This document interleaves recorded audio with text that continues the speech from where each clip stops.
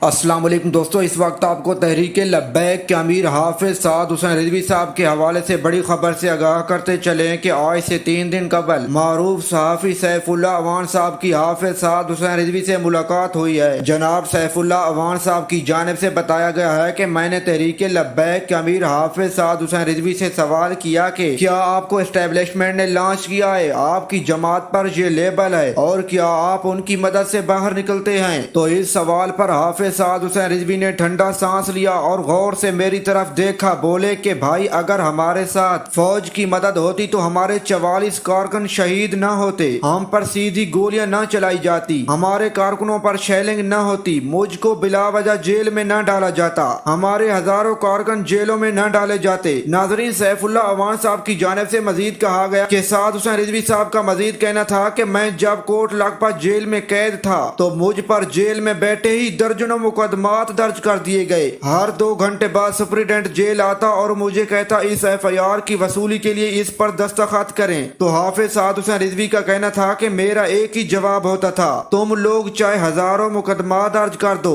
میں ایک پر بھی دستخط نہیں کروں گا۔ اور تحریک لبیک کے امیر حافظ سعد حسین رضوی کا مزید کہنا تھا کہ مجھے ایک پولیس افسر کہتا ہے کہ تمہارا سافٹ ویئر اپڈیٹ کر دیں گے، تو میں نے کہا میں آپ لوگوں کی ہارڈ ڈسک اڑا دوں گا۔ ناظرین، اس حوالے سے اپنی رائے کا اظہار کمنٹ سیکشن میں ضرور کیجیے گا۔ اللہ حافظ۔